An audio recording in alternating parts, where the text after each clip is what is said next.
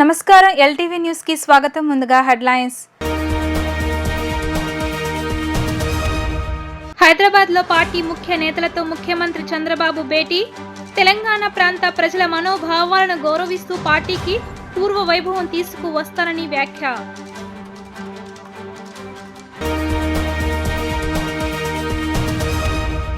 సర్పంచుల ఆత్మ గౌరవం తగ్గకూడదన్న ఉప ముఖ్యమంత్రి పవన్ కళ్యాణ్. గ్రామీణ వ్యవస్థకు జీవం పోయాలి అనేది తన తపన అని వెల్లడి.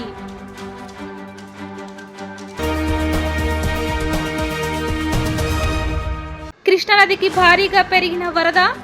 సముద్రంలోకి 2.46 లక్షల క్యూసెక్ల నీరును దిగువకు విడుదల చేస్తున్న అధికారులు.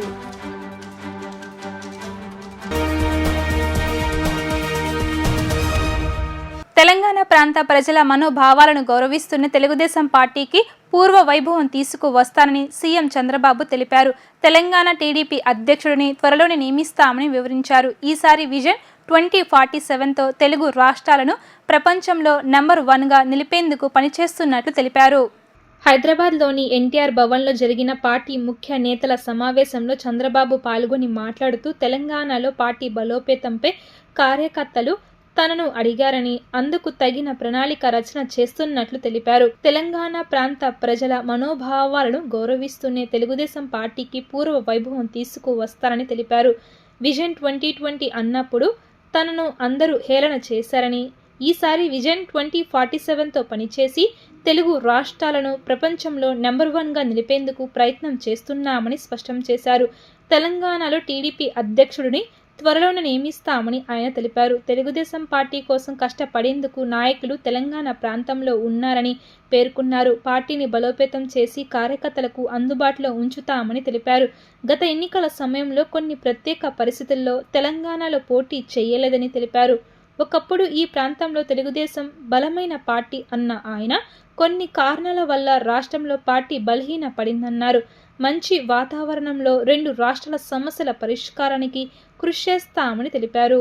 చాలా మంది ఏంటంటే పార్టీ వాళ్ళందరూ మాట్లాడినప్పుడు కూడా ఇక్కడ కూడా పార్టీని బలోపేతం చేయండి, మేము పార్టీని నమ్ముకున్నాం, ఎప్పటి నుంచో పనిచేస్తున్నాం, ఇంకా చాలామంది పార్టీకి పనిచేయాలని కోరుకుంటున్నారు, మనం చేసిన అభివృద్ధి కూడా తెలుగుదేశం పార్టీ చేసిన అభివృద్ధి ప్రతి ఒక్కరు గుర్తుపెట్టుకుంటారని చెప్పి పదే పదే చెప్పారు. అన్ని వాళ్ళ యొక్క ఆలోచనలు తీసుకున్న తర్వాత ఏ విధంగా ముందుకు తీసుకుపోవాలి, తెలుగుదేశం పార్టీ తెలుగు జాతి కోసం పెట్టిన పార్టీ. ఇక్కడే హైదరాబాద్లోనే తెలుగుదేశం పార్టీ ఆవిర్భవించింది. అలాంటి పార్టీ తెలుగు జాతి ఉన్నంత వరకు ఈ పార్టీ ఉండాల్సిన అవసరం ఉంది. అందుకని ఈరోజు అందరి యొక్క మనోభావాలని ఏ విధంగా పార్టీని బలోపేతం చేయాలి, ఇక్కడుండే ప్రజానికానికి ఏ విధంగా అందుబాటులో ఉండాలనో దానికి ఒక యాక్షన్ ప్లాన్ తయారు చేసుకుంటాం. కొన్ని ప్రత్యేకమైన పరిస్థితుల్లో ఇక్కడ అధ్యక్షుడిని మేము పెట్టలేదు. అదే సమయంలో ఈ ప్రాంతంలో ఎలక్షన్లో కూడా 2 ఎలక్షన్లు మేము పోటీ కూడా చేయలేదు, ఏ పార్టీతో కూడా అలయన్స్ పెట్టుకోలేదు.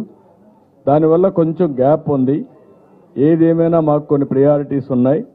ఆ రోజు ఉండే ప్రత్యేకమైన పరిస్థితుల్లో ఆంధ్రప్రదేశ్ రాష్ట్రంలో కాన్సన్ట్రేట్ చేయాలనుకున్నాం, చేశాం. మీరే చూశారు రిజల్ట్స్ అన్ని. ఇప్పుడు ఇక్కడ అందరూ అడిగేది ఏంటంటే ఇక్కడ కూడా పార్టీ ఉండాలని చెప్పి అడుగుతున్నారు. ప్రజల మనోభావాల ప్రకారం తెలుగు జాతి కోసం పనిచేయాలని నా ఆలోచన. దాని ప్రకారం పనిచేస్తాం. వాతావరణంలో సమస్యల పరిష్కారం చేసుకోవాలని. ఇది 2 రాష్ట్రాల మధ్య సమస్యలు, 2 పార్టీలు కాదు, 2 వ్యక్తులు కాదు. అలాంటి సమయంలో ఇద్దరి మనోభావాలను గౌరవిస్తూ సమస్యల్ని పరిష్కారం చేసుకోవాలి. దానికి నేను ఆ రోజు చాలా క్లియర్గా చెప్పాం. ఒక అఫీషియల్ కమిటీ ఒకటి వేసుకున్నాం, క్యాబినెట్ సబ్ కమిటీ ఉంటుంది, అవసరమైతే ముఖ్యమంత్రులు కలుస్తాం. ఇదే విధంగా ఇద్దరు ఇచ్చిపుచ్చుకునే దూరంలో యాక్ట్లో ఏమున్నాయి ట్రూ స్పిరిట్లో ఆలోచించి సమస్యల పరిష్కారం కోసం ముందుకు పోతాం. గ్రామాలే దేశానికి పట్టుకొమ్మలు, గ్రామ స్వరాజ్యాలే దేశ ప్రగతికి మార్గం అన్న మహాత్మా గాంధీజీ మాటలే మార్గదర్శకంగా కూటమి ప్రభుత్వం రాష్ట్రంలోని పంచాయతీలను ప్రజలతో ప్రత్యక్షంగా ఎన్నుకునే సర్పంచ్ల వ్యవస్థను బలోపేతం చేసే దిశగా అడుగులు వేస్తుందని డిప్యూటీ సీఎం పవన్ కళ్యాణ్ తెలిపారు. గ్రామాలకు జీవం పోసేలా పంచాయతీలను ఆర్థికంగా బలోపేతం చేయడం, గ్రామాల్లో సౌకర్యాల కల్పనకు ముందడుగు వేయాలని భావిస్తున్నామని ఆయన స్పష్టం చేశారు. ఈ సందర్భంగా డిప్యూటీ సీఎం పవన్ కళ్యాణ్ మాట్లాడుతూ, మంత్రిగా బాధ్యతలు తీసుకున్న తరువాత నేను అనేక పర్యాయాలు పంచాయతీరాజ్, గ్రామీణ అభివృద్ధి, రక్షిత మంచినీటి సరఫరా, అటవీ శాఖ అధికారులతో సమీక్షలు చేశానని అన్నారు. రాష్ట్రంలో ఉన్న గ్రామాల్లో వాస్తవ పరిస్థితులు తెలుసుకునే ప్రయత్నం చేశానని, గ్రామీణ ప్రాంతాల్లో చాలా కాలంగా అపరిష్కృతంగా ఉండిపోతున్న సమస్యల వెనుకున్న అసలు కారణాలను అన్వేషించే ప్రయత్నం చేశారని అన్నారు. అనేకసార్లు దీనిపై చర్చించిన తరువాత 3 కీలకమైన నిర్ణయాలను తీసుకున్నామని అన్నారు. వీటిని వెంటనే అమలు చేయాలని నిర్ణయించామని స్పష్టం చేశారు. దీనివల్ల పంచాయతీలు, సర్పంచ్ల వ్యవస్థకు కొత్త జీవం పోయడానికి ఈ ముందడుగు ఉపయోగపడుతుందని విశ్వసిస్తున్నారని పేర్కొన్నారు. జాతీయ గ్రామీణ ఉపాధి హామీ పథకం అమలు కోసం గ్రామ సభలను రాష్ట్రంలోని 13,326 గ్రామ పంచాయతీల్లో ఒకేసారి నిర్వహించాలని నిర్ణయించామని ఆయన తెలిపారు. 1 ఆగస్టు 15 ఈ జెండా పండుగకు సంబంధించి, 2 మనకి జాతీయ ఉపాధి హామీ పథకానికి సంబంధించి ఒకటే రోజున 13,326 పంచాయతీల్లో గ్రామసభ తీర్మానాలు జరగాలి. ఆ దిశగా అడుగులు వేస్తూ ఉన్నాం. ఈ గ్రామసభ తీర్మానం అంటే ఏంటంటే, జాతీయ ఉపాధి హామీ పథకం ద్వారా వచ్చే కేటాయించిన పనులకు కానీ, నిధులకు కానీ ఆ ప్రజాప్రతినిధులు, ఆ ఎమ్మెల్యేలు కానీ, గ్రామ సర్పంచులు కానీ, పంచాయతీ సర్పంచులు కానీ, ఆ పంచాయతీలో ఉన్న ప్రజలు కూడా అందరూ ఏకగ్రీవంగా అంటే ఏ పనులు జరగాలి, జాతీయ ఉపాధి హామీ పథకానికి సంబంధించిన ఆ పనులకి మన గ్రామాల్లో ఏ పనులు జరగాలి, ఏ పనులకి ఆ నిధులు కేటాయించాలి, ఈ దృష్టిలో గ్రామసభ తీర్మానం జరుగుతుంది. విడివిడిగా కాకుండా ఒకటే రోజున 13,326 పంచాయతీల్లో ఒకటే రోజున గ్రామసభ తీర్మానాలు జరగాలని కీలకంగా ఆదేశించడం అయినది. ఆ విధంగా ముందు ఒకటి చేస్తూ ఉన్నాం. 2వది జల్ జీవన్ మిషన్, అంటే ప్రతి ఇంటికి కుళాయి అనేది ప్రధానమంత్రి గారి ఆకాంక్ష, ఆశయం. ఏ ప్రభుత్వం కనీసం మానవ హక్కు ఇది. అలాంటి జల్ జీవన్ మిషన్కి సంబంధించి గత 5 సంవత్సరాలుగా ఎక్కడ కూడా సంతృప్తికరంగా గత ప్రభుత్వం చేయలేదు. రాష్ట్రంలో గ్రామీణ తాగునీటి సరఫరా ఇది అసలు ఏ స్థాయిలో ఉంది? ఉదాహరణకి జల్ జీవన్ మిషన్ కింద ఒక దాదాపు 27,000 కోట్లు ఖర్చు చేయాల్సి వస్తే గత ప్రభుత్వం 4,000 కోట్లే ఖర్చు చేస్తుంది. ఆ 4,000 కోట్లు ఖర్చు కూడా పెట్టిన విధానం ఏ స్థాయిలో ఉంది? నిజంగా నీటి సరఫరా అవుతుందా? ఉదాహరణకి చాలామంది ఎమ్మెల్యేలు అందరూ కూడా నా దృష్టికి తీసుకొచ్చిందా కూడా, నాకు వాళ్ళు ఇచ్చే ఈ పిటిషన్స్ కానీ ఇవన్నీ కూడా ఏం తెలియజేస్తున్నాయంటే, పంచాయతీల్లో కానీ గ్రామాల్లో కానీ జేజే మిషన్ కింద పైప్ లైన్లు వేశారు, కానీ దానికి ఆ నీటి సరఫరా ఉండే ఇది లేదు, దానికి వాటర్ సోర్స్ లేకుండా పైప్ వేసి వెళ్ళిపోయారు. అంటే దీని వెనక ఏమనిపించిందో, నిజంగా ఏదైనా వీళ్ళు డబ్బులు చేసుకోవడానికి పైప్ లైన్లు వేసి వదిలేశారన్నది ఆలోచన వచ్చి దాని మీద ఏం ఆదేశించాం పంచాయతీరాజ్ శాఖ ఉన్నతాధికారులందరినీ ఏంటంటే, అసలు రాష్ట్రంలో గ్రామీణ తాగునీటి సరఫరా పరిస్థితి ఎలా ఉంది, ఎన్ని గ్రామాలకి పైప్ లైన్స్ బాగున్నాయి, నీటి సరఫరా స్థాయి ఎలా ఉంది, రోజుకి ఎన్ని లీటర్లు నీళ్ళు వస్తున్నాయి, అలాగే ప్రస్తుత పరిస్థితి తెలుసుకోవడానికి దాదాపు ఒక 12 అంశాల మీద మేము సర్వే చేయమని ఆదేశించాం. కృష్ణానదిలో వరద తగ్గినట్టే తగ్గి మళ్లీ పెరిగింది. ఉదయం 6 గంటలకు ఎగువ నుంచి 2.61 లక్షల క్యూసెక్కుల మేర రాగా సాయంత్రం వరకు నిలకడగా ఉంది. తులత బ్యారేజీ వద్ద 50 గేట్లను 6 అడుగులు, మిగతా 20 గేట్లను 5 అడుగుల మేర ఎత్తారు. సముద్రంలోకి 2.46 లక్షల క్యూసెక్కులు విడుదల చేశారు. కృష్ణా డెల్టాలోని పంట కాలువలకు 14,357 క్యూసెక్కులు ఇస్తున్నారు. రాత్రి 8 గంటలకు పెరిగింది. ఎగువ నుంచి 3.02 లక్షల క్యూసెక్కులు వచ్చింది. 65 గేట్లను 7 అడుగులు, మిగతా 5 గేట్లను 6 అడుగుల మేర ఎత్తారు. సముద్రంలోకి 2.88 లక్షల క్యూసెక్కులు విడుదల చేశారు. వైఎస్ఆర్సీపీ నేతల అక్రమాలకు బలైపోయిన బాధితులు మంగళగిరిలోని జనసేన పార్టీ కార్యాలయానికి పెద్ద ఎత్తున తరలివచ్చి వినతులు సమర్పించారు. రాజధాని పేరు చెప్పి విశాఖ కేంద్రంగా వైఎస్ఆర్సీపీ నాయకులు సాగించిన భూదందాలు, అరాచకాలపై ప్రజలు స్వచ్ఛందంగా ముందుకు వస్తున్నారు. ఈ కార్యక్రమంలో ఎలమంచిలి జనసేన ఎమ్మెల్యే సుందరపు విజయ్ కుమార్ పాల్గొని ప్రజల నుంచి వినతులు స్వీకరించారు. వీళ్ళను త్వరగా పరిష్కరించే విధంగా చర్యలు తీసుకుంటామని హామీ ఇచ్చారు. వైఎస్ఆర్సీపీ నేతల అక్రమాలకు బలైపోయిన బాధితులు మంగళగిరిలోని జనసేన పార్టీ కార్యాలయానికి పెద్ద ఎత్తున తరలివచ్చి వినతులు సమర్పించారు. గత ప్రభుత్వ హయాంలో భూ కబ్జాలు, అక్రమాలతో మోసపోయామని బాధితులు వాపోయారు. ఈ కార్యక్రమంలో ఎలమంచిలి జనసేన ఎమ్మెల్యే సుందరపు విజయ్ కుమార్ పాల్గొని ప్రజల నుంచి వినతులు స్వీకరించారు.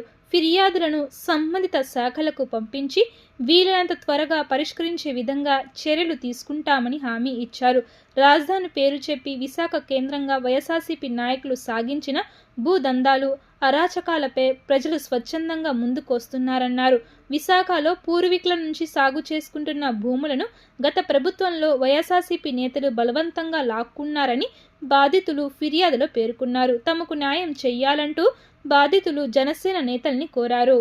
ఒక మంచి సంకల్పంతో సైబర్ నేరాలకు అడ్డుకట్ట వేసేందుకు ప్రభుత్వం అడుగులు వేస్తుందని హోంమంత్రి వంగలపూడి అనిత అన్నారు. టెక్నాలజీ పెరిగిన తరువాత నేరాలు పెరిగాయన్నారు.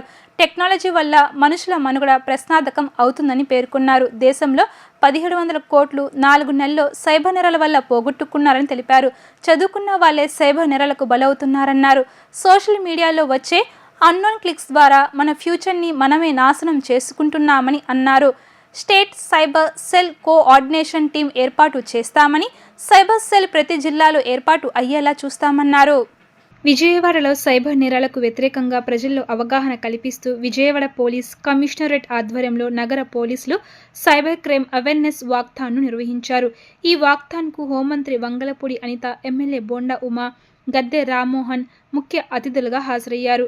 ఇందిరాగాంధీ మున్సిపల్ స్టేడియం వద్ద వాక్థాన్ను మంత్రి ప్రారంభించారు. ఈ సందర్భంగా ఆమె మాట్లాడుతూ సైబర్ నేరాలపై ప్రజలకు అవగాహన కల్పించేందుకు పోలీసులు మారథాన్ నిర్వహిస్తున్నట్లు చెప్పారు. రోజురోజుకు సైబర్ నేరాలు బాగా పెరిగిపోతున్నాయని, అమాయకులను నమ్మించి వారి ఖాతాల నుంచి లక్షల్లో దోచేస్తున్నారని అన్నారు. ఇలాంటి నేరాలపై ప్రతి ఒక్కరూ అవగాహన కలిగి ఉండాలని ఈ కార్యక్రమాన్ని నిర్వహిస్తున్నట్లు పేర్కొన్నారు. అపరిచితుల నుంచి మనకు ఫోన్కు వచ్చే మెయిల్స్, వాట్సాప్ మెసేజ్లకు స్పందించవద్దని, లోన్ యాప్, లాటరీ తగిలినట్టు వచ్చే ఫోన్ కాల్స్తో అప్రమత్తంగా ఉండాలని సూచించారు.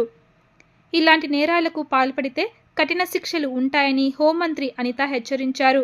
ఐఏఎస్, ఐపీఎస్లు కూడా సైబర్ నేరగాళ్లకు బలహీన వాళ్లేనని అన్నారు. మన భవిష్యత్తు మన చేతిలో ఉందని, కేసు పెడతా అని బెదిరించగానే అసలు ఎందుకు తమపై కేసు పెడుతున్నారని ప్రశ్నించడం లేదని ఆమె అన్నారు. అనంతరం పోలీస్ కమిషనర్ ఎస్వి రాజశేఖర్ బాబు మాట్లాడుతూ సైబర్ నేరాలను అరికట్టేందుకు 250 మంది సైబర్ కమాండోలు, 2000 మంది సైబర్ సోల్జర్స్కు శిక్షణ ఇచ్చి నియమించినట్లు తెలిపారు. దేశవ్యాప్తంగా ఈ తరహా నేరాల సంఖ్య పెరుగుతుందని, వీటిని అరికట్టేందుకే సైబర్ కమాండోలు, సోల్జర్స్ను నియమించినట్లు తెలిపారు. ఇకపై సైబర్ నేరగాల వలలో ప్రజలు పడకుండా వీరి ద్వారా తరచూ అవగాహన కార్యక్రమాలు కల్పిస్తామని చెప్పారు. రానున్న 3 నెలల్లో మరో 3 లక్షల మంది సైబర్ సైనికులను తీర్చిదిద్దే ప్రయత్నం చేస్తున్నట్లు చెప్పుకొచ్చారు.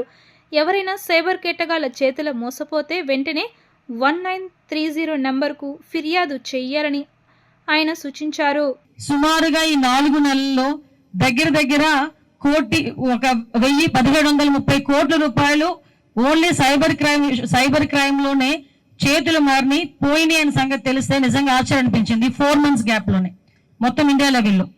అంటే ఒక అవేర్నెస్ ప్రోగ్రామ్స్ ఉన్నాయి, సైబర్ క్రైమ్ కోఆర్డినేషన్ సెంటర్స్ ఉన్నాయి, 1930 కాల్ సెంటర్ నెంబర్ ఉంది. ఇవన్నీ ఉండి కూడా పోనీ ఎవరో చిన్నపిల్లలు లేకపోతే చదువులేని వాళ్ళు ఈ సైబర్ క్రైమ్ లో ఇన్వాల్వ్ అవుతున్నారు, లేకపోతే వాళ్ళు బారిన పడుతున్నారు అన్నది కాకుండా పెద్ద పెద్ద doctors, IPS officers, IAS officers ఈ సైబర్ క్రైమ్ బారిన పడడం అనేది చూస్తూ ఉంటే ఇది ఎంత మేరకు పెరిగిపోయిందో మనందరం కూడా అర్థం చేసుకోవచ్చు. అంటే సుమారుగా 24% ఈ రోజు సైబర్ క్రైమ్ రేట్ పెరిగిందంటే మనందరం కూడా ఎంత అలర్ట్ గా ఉండాలో మనందరికీ తెలుసుకోవాలి. ఈ రోజు పిల్లలందరూ ఉన్నారు, ప్రతి ఒక్కరి చేతిలోని మొబైల్, స్మార్ట్ ఫోన్ ఉంటుంది.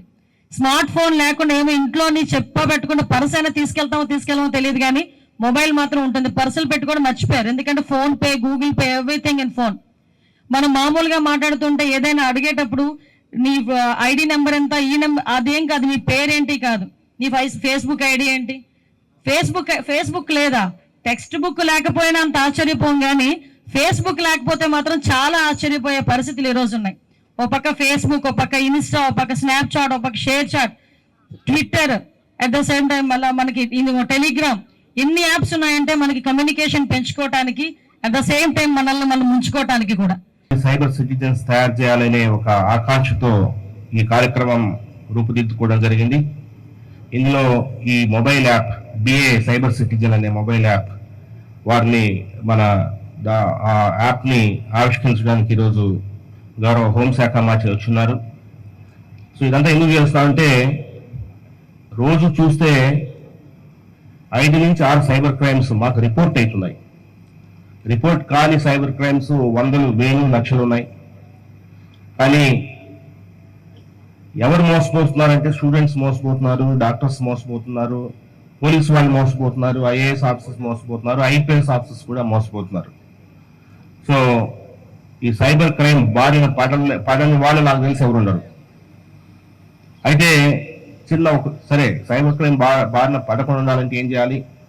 ఒకవేళ సైబర్ క్రైమ్ బారిన పడినా ఇమీడియట్గా ఏం చేయాలి అంటే మనకి 1930 మీరు ఇందాక మీరు ఆ టీవీలో చూసి మీకు అర్థమవుతుంది. 1930 అని అంటున్నాం. అసలు ఈ 1930 అనేది ఎవరికి తెలియదు.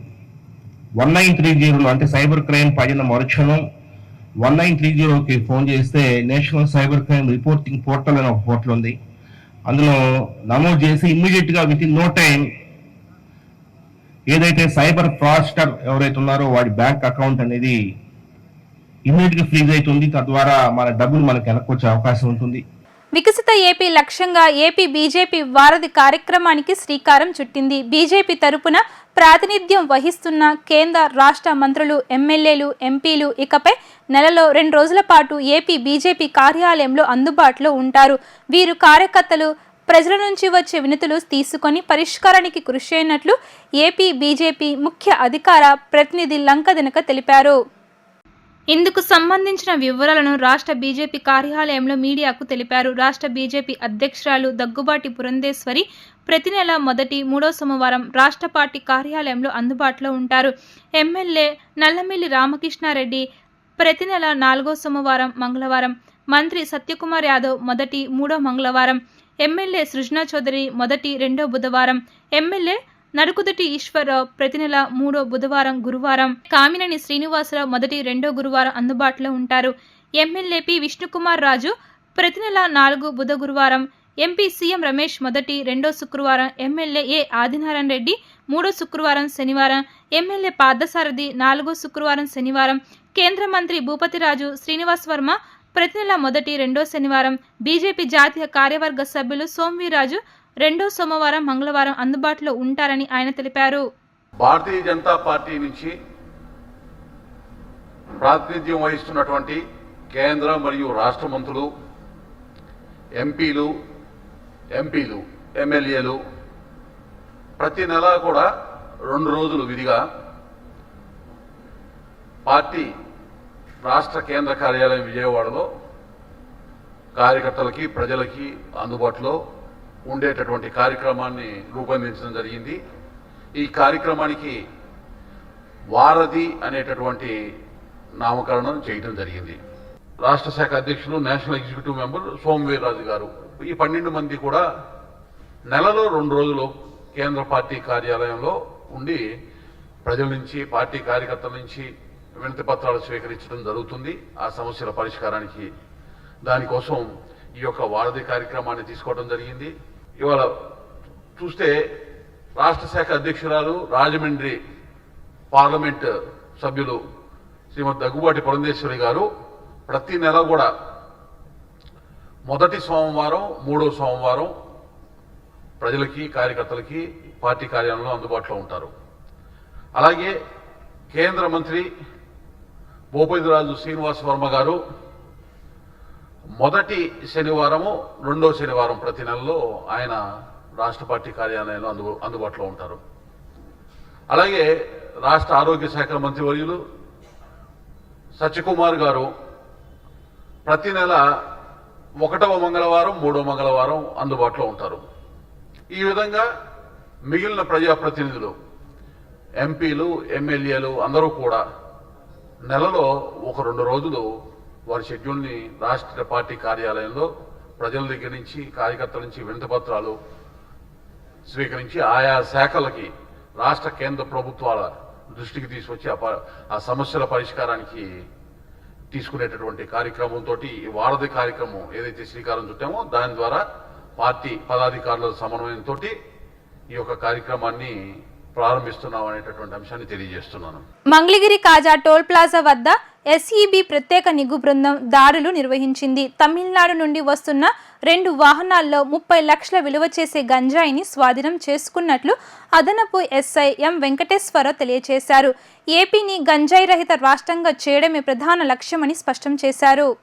మంగళగిరిలోని ఎస్ఈబి కార్యాలయంలో అదనపు ఎస్ఐ ఎం వెంకటేశ్వర మీడియా సమావేశం నిర్వహించారు. ఈ సందర్భంగా ఆయన మాట్లాడుతూ మంగళగిరిలోని కాజా టోల్ ప్లాజా వద్ద 9వ తేదీ రాత్రి ఎస్ఈబి అధికారులు దాడులు నిర్వహిస్తుండగా తమిళనాడు నుండి వస్తున్న 2 వాహనాలను అధికారులు తనిఖీలు చేయగా 30 లక్షల విలువ చేసే 230 కేజీల గంజాయి 5 నిందితులను అదుపులోకి తీసుకున్నట్లు తెలియజేశారు. ఈ దాడుల్లో పాల్గొన్న మంగళగిరి సిఐ ఎస్ఐలను అదనపు ఎస్పీ వెంకటేశ్వరరావు అభినందించారు. రాబోయే రోజుల్లో గంజాయి అక్రమ రవాణా చేసే వారిపై నిత్యం నిఘు ఎప్పటికప్పుడు పర్యవేక్షణ ఉంటుందని పేర్కొన్నారు. అక్రమ రవాణాపై సమాచారం తెలిసిన వారు తమకు సమాచారం ఇవ్వాలని కోరారు. మరి వీళ్ళ యొక్క తనిఖీలు చేస్తుండగా ఒక స్కార్పియో కారు ఒకటి, అలాగే స్విఫ్ట్ డిజైర్ కారు ఒకటి అనుమానాస్పదంగా రావడంతో వాళ్ళని చెక్ చేసి వాళ్ళని అదుపులో తీసుకుని లోపల తనిఖీ చేయగా సుమారుగా 230 కేజీల గంజాయి ప్యాకెట్ల రూపంలో ఉంది. అలాగే దాంట్లో 5 వ్యక్తులు కూడాను 2 కారుల్లో ఉన్నారు. వాళ్ళని అదుపులోకి తీసుకొని జరిగిన విషయాలని కూడా తెలుసుకుంటే వీళ్ళు మనకి కాకినాడ జిల్లా పాయకరావుపేట అంటే మనకి తుని నియర్ బై తుని దగ్గరలో నుంచి వాళ్ళు పర్చేజ్ చేసి తీసుకొని తమిళనాడు రాష్ట్రానికి వెళ్తున్నట్టుగా మనకి సమాచారం వచ్చింది. దాని మీద వాళ్ళందరినీ కూడా అదుపులోకి తీసుకొని ఆ వెహికల్స్ అన్నింటినీ కూడా సీజ్ చేసి ఆ మాల్ ఏదైతే 230 కేజీల గాంజాయి ఉందో దాన్ని కూడా సీజ్ చేసి వారి దగ్గర మరి 34,000 రూపాయల 530 రూపాయలు 34,530 రూపాయల క్యాష్ కూడా ఉంది. దాంతోపాటు ఈ 6 సెల్ ఫోన్లు కూడా సీజ్ చేయడం జరిగింది.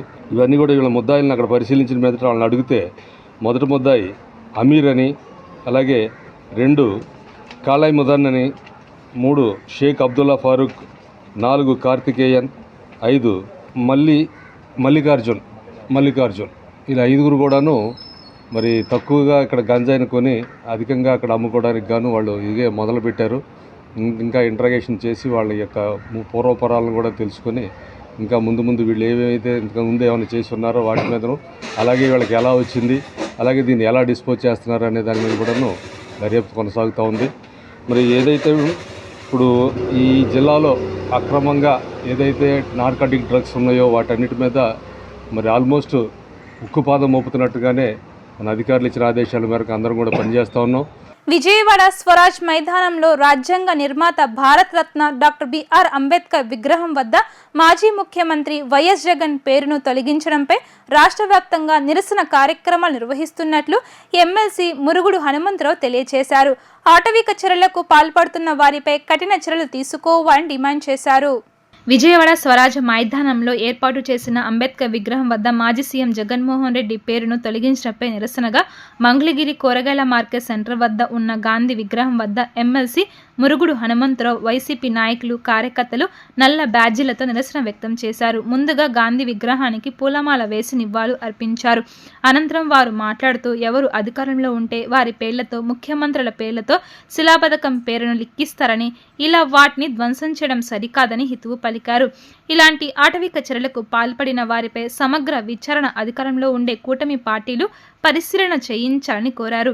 ఈ సందర్భంగా విలేకరులు అడిగిన ప్రశ్నకు మురుగుడు హనుమంతరావు సమాధానం ఇస్తూ, నిన్న జరిగిన కుల సంఘం కార్యక్రమంలో టీడీపీ స్థానిక ఎమ్మెల్యే, రాష్ట్ర మంత్రి, ముఖ్యమంత్రి తనయుడు లోకేష్తో కలిసి పాల్గొన్నాను, తప్పుగా ప్రచారం చేయడం సరికాదని అన్నారు.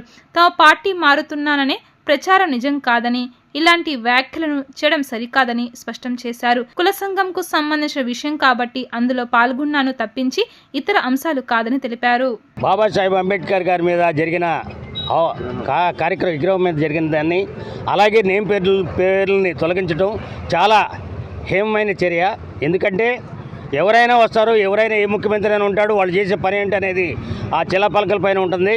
అది ఒక సింబల్, గుర్తింపుగా ఉంటుంది. అంతేగాని ఆ సింబల్ పగలగొట్టేసి ఈ సింబల్ పగలగొట్టి మరి ఇంకే ఎవరి పేర్లు పెడతారు, ఆ బొమ్మ ఎవరు కట్టారని పెడతారు. అలా చేసుకుంటూ పోతే ఆంధ్రప్రదేశ్ అట్లా తయారవుతుందంటే మరి వీళ్ళంతా కూడా మేము అదివరకు మేమేదో వచ్చి చాలా సస్యశ్యామలంగా చేస్తాం, బ్రహ్మాండంగా పరిపాలిస్తాం అని చెప్పిన వాళ్ళు సీనియర్ నాయకులు. ఇవాళ 4 సార్లు ముఖ్యమంత్రి అయిన చంద్రబాబు నాయుడు గారు ఉన్నాడు. అలాగే కొత్తగా డిప్యూటీ సీఎం అయిన పవన్ కళ్యాణ్ గారు ఉన్నాడు. అలాగే మంత్రిగా 2 సార్లు చేసిన లోకేష్ గారు ఉన్నారు. మరి వీళ్ళు ఏం చేస్తున్నారో, ఏమైనా నిద్రపోతున్నారా ఏంటి? ఒక దళితుల మీద ఇలాంటి అవమానాలు జరుగుతూ ఉంటే 2 కోట్ల జనాభా ఉన్నాం మేము, అన్ని కులాలు కూడా ఆయన అభిమానించే వాళ్ళు రాష్ట్రంలోనే కాదు ప్రపంచంలోనే ఉన్నారు. వాళ్ళంతా ఏకం అయ్యారంటే మనం ఏం చేయాలో చూసుకోండి, మీరు అర్థం చేసుకోండి. ఈ దేశంలో కానీ ప్రపంచంలో కానీ అంబేద్కర్కు ఉన్నటువంటి గుర్తింపు రాజ్యాంగ నిర్మాతే కాదు, మానవతావాది, సమాజంలో అట్టడుగున ఉన్నటువంటి ప్రజల కోసం ఆయన శ్రమించినటువంటి శ్రమ చాలా గొప్పదిగా భావించాలి. ఆనాడు అందరూ గుర్తించి రాజ్యాంగాన్ని నిర్మాతగా ఏర్పాటు చేసినటువంటి మహానుభావుడు ఆయన. ఆయన గురించి మన అందరికీ తెలుసు. ఆయన విగ్రహం దగ్గర 8వ తారీఖు నాడు రాత్రి మరి దుండగులు వైఎస్ జగన్మోహన్ రెడ్డి గారు ప్రారంభించినటువంటి సహజంగా ఉంచినటువంటి స్టీలు అక్షరాలని మొత్తం కూడా వాటిలన్నిటిని కూడా తొలగించారు. చాలా దుర్మార్గమైనటువంటి చర్య. ఇప్పుడు రాష్ట్ర ముఖ్యమంత్రులు స్వతంత్రం వచ్చిన దగ్గర నుంచి అనేక ప్రారంభాలు చేశారు. ముఖ్యమంత్రిగా ఉన్నటువంటి ఆయన పేరుని తొలగించడం అంటే నిజంగా ఎంత ఆక్షేపణకరం. ఈ రకమైనటువంటి విధానానికి అలవాటు పడేటైతే, ఆ రాజకీయ పార్టీలు చూస్తా ఊరుకుండేటైతే చాలా చాలా రాష్ట్రం అధోగతి పాలయ్యే పరిస్థితి ఉంటుంది. వార్తలు ముగించే ముందు హెడ్లైన్స్ మరొకసారి. హైదరాబాద్లో పార్టీ ముఖ్య నేతలతో ముఖ్యమంత్రి చంద్రబాబు భేటీ. తెలంగాణ ప్రాంత ప్రజల మనోభావాలను గౌరవిస్తూ పార్టీకి పూర్వ వైభవం తీసుకువస్తానని వ్యాఖ్య.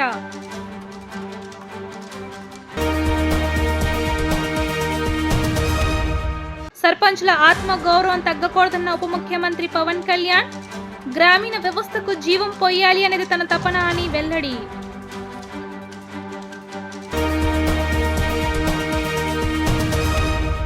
కృష్ణానదికి భారీగా పెరిగిన వరద. సముద్రంలోకి 2.46 లక్షల క్యూసెక్ల నీరును దిగువకు విడుదల చేస్తున్న అధికారులు.